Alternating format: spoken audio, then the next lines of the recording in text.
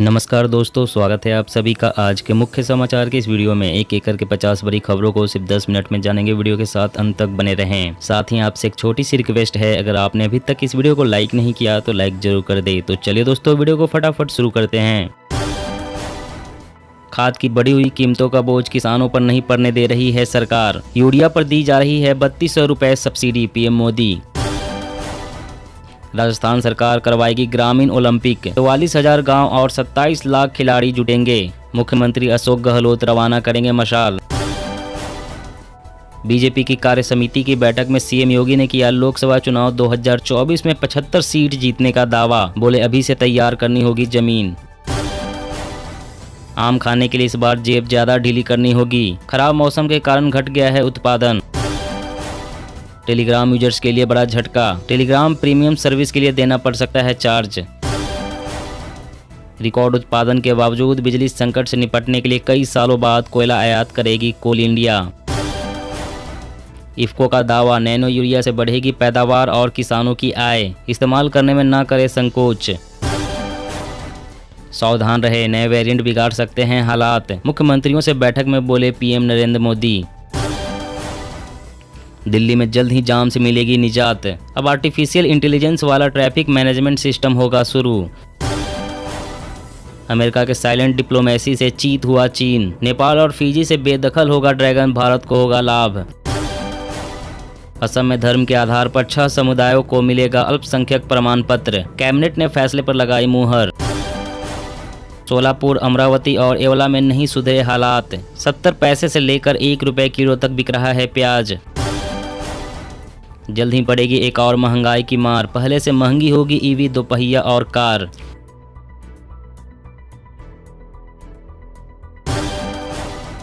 प्रशांत किशोर की भविष्यवाणी का असर। हिमाचल कांग्रेस ने नहीं माना हाईकमान का फरमान। राज्य स्तरीय चिंतन शिविर से झाड़ा पल्ला।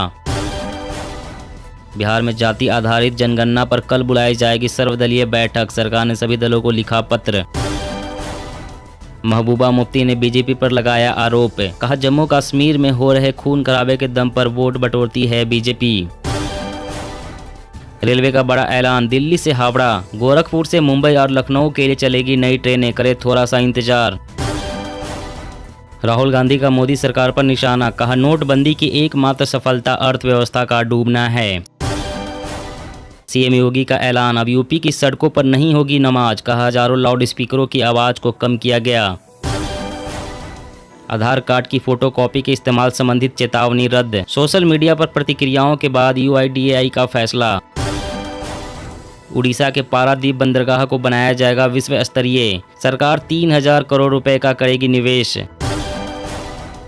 हार्दिक पटेल पर बड़ा आरोप। विधानसभा चुनाव का एक टिकट देने के लिए कांग्रेस पार्टी ने ली 23 लाख रुपए की रिश्वत। अफगानिस्तान की धरती पर आतंक का बीज बो रहा है पाकिस्तान। लश्कर और जैश के सैकड़ों आतंकी टेरर कैंप में ले रहे हैं ट्रेनिंग। अरविंद केजरीवाल ने हरियाणा में फूका चुनावी बिगुल। कुरुक्षेत्र में बोले एक मौका दे दिल्ली की तर्ज पर बदल देंगे सरकारी स्कूलों की सूरत। इंतजार की घड़ियां खत्म। 10.5 करोड़ किसानों को पीएम मोदी देंगे 21,000 करोड़ रुपए का तोहफा। विश्व में करीबन 500 मिलियन महिलाओं के पास सुविधा की कमी। खराब स्वच्छता की वजह से एनीमिया की गिरफ्त में महिलाएं। देश में समान नागरिक संहिता की तैयार होने लगी जमीन। भाजपा शासित राज्यों में इसे लागू करने के संकेत।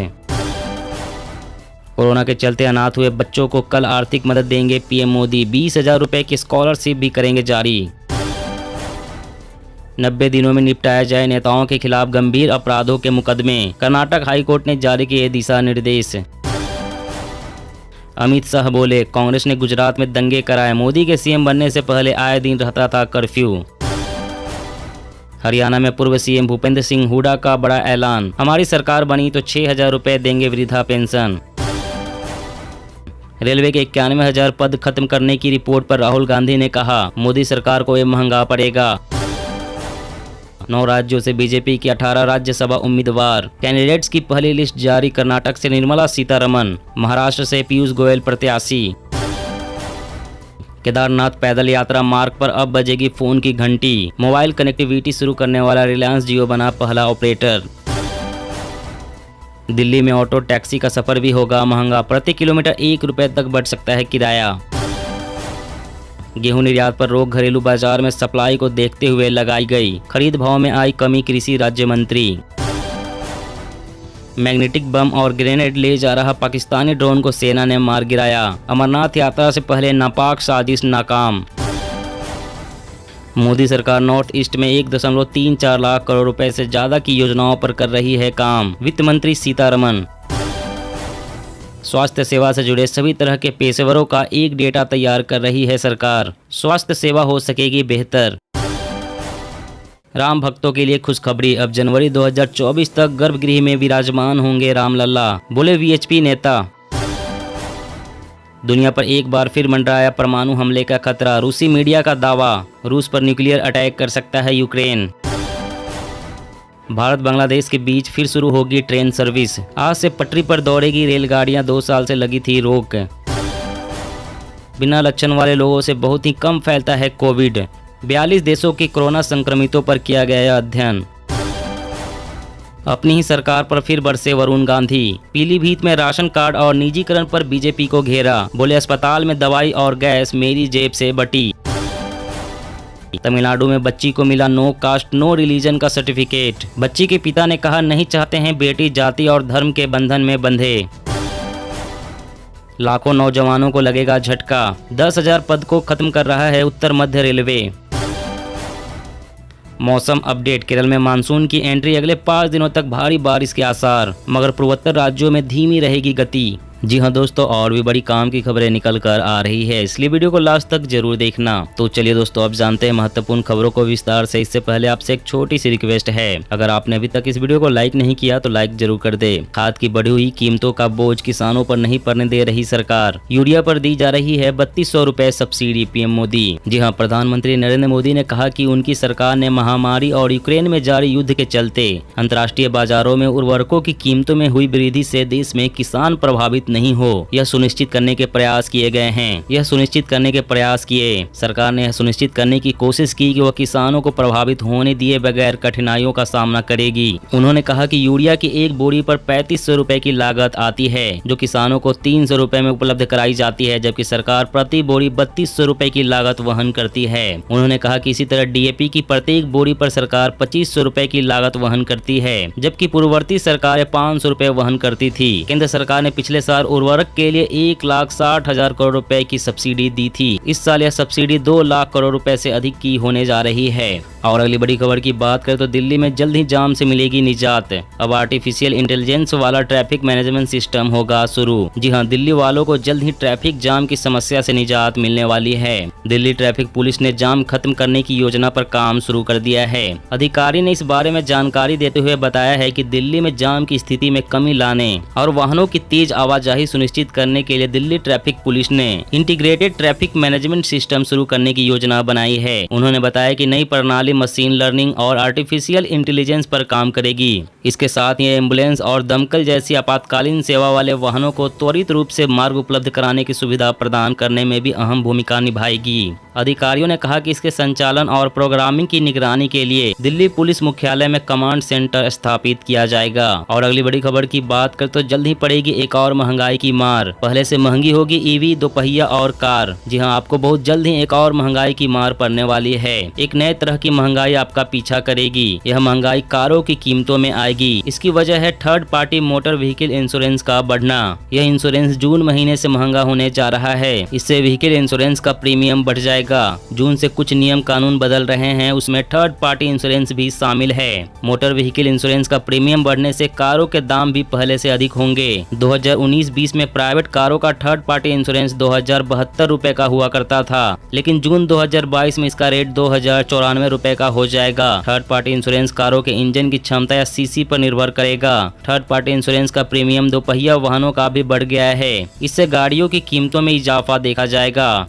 और अगली बड़ी खबर की बात करें तो देश में समान नागरिक संहिता की तैयार होने लगी है जमीन। भाजपा शासित राज्यों में इसे लागू करने के संकेत। जी हां, समान नागरिक संहिता की चर्चा अब हकीकत की जमीन पर उतरने लगी है। इस मामले में केंद्र सरकार के लिए आधी जंग जीतना बहुत आसान है। भाजपा शासित राज्य गोवा अभी एकमात्र राज्य है जहां समान नागरिक संहिता लागू है। अब उत्तराखंड ने इस दिशा में कदम बढ़ाया है और समान नागरिक संहिता का मसौदा तैयार करने के लिए सुप्रीम कोर्ट की सेवानिवृत्त न्यायाधीश की अध्यक्षता में विशेषज्ञ समिति गठित की है। मध्य प्रदेश, कर्नाटक आदि भाजपा शासित राज्य इसे लागू करने के संकेत दे रहे हैं। इस समय 18 राज्यों में भाजपा की अपने दम पर या सहयोगियों के तौर पर सरकार है। अगर भाजपा अपने सहयोगियों को मनाने में सफल हो गई और इन राज्यों ने इसे लागू करना शुरू कर दिया तो देश के आधे से ज्यादा हिस्से में सभी नागरिकों के लिए समान कानून की संहिता लागू हो जाएगी। और अगली बड़ी खबर की बात करें तो आइए दोस्तों फटाफट जान लेते हैं आज के ताजा मौसम समाचार वेदर न्यूज अपडेट के बारे में। तो सबसे पहले कुछ हेडलाइंस और मौसम की बड़ी खबरों के बारे में जान लेते हैं। केरल में मानसून की एंट्री, अगले 5 दिनों तक भारी बारिश के आसार, मगर पूर्वोत्तर राज्यों में धीमी रहेगी गति। उत्तराखंड में भारी बारिश और बिजली गिरने की संभावना। आईएमडी ने इन जिलों में जारी किया येलो अलर्ट। अगले कुछ दिनों तक मिलेगी लू से राहत, यूपी और दिल्ली समेत इन राज्यों में बारिश का अनुमान, आईएमडी का अलर्ट। केरल में दक्षिण पश्चिम मानसून ने अपने तय समय से पहले ही दस्तक दे दी है। इसके प्रभाव से अगले 5 दिनों के दौरान कई जिलों में भारी से भारी बारिश होने के आसार हैं। मौसम विभाग ने मछुआरों को इस दौरान समुद्र में न जाने की सलाह दी है। मौसम पूर्वानुमान एजेंसी ने जानकारी दी है कि अरब सागर और लक्षद्वीप क्षेत्र में अगले 2 से 3 दिनों के दौरान मानसून की शुरुआत के लिए परिस्थितियां बन रही है। विभाग ने दक्षिणी प्रायद्वीपीय भारत में अरब सागर से निकलने वाली पश्चिमी हवाओं के प्रभाव से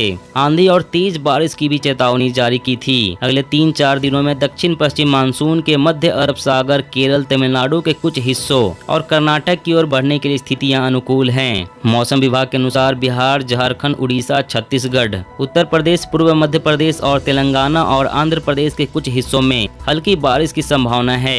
वहीं उत्तर प्रदेश के पूर्वोत्तर, राजस्थान, दिल्ली और हरियाणा के कुछ हिस्सों में धूल भरी आंधी और गरज के साथ छींटे पड़ने की संभावना है। वहीं मध्य प्रदेश में प्री मानसून एक्टिव है। जबलपुर, ग्वालियर, चंबल, रीवा, सागर, शहडोल संभाग में रोज हल्की बारिश हो रही है। बिहार में भी मौसम विभाग का पूर्वानुमान है कि मानसून समय से पहले आ जाएगा।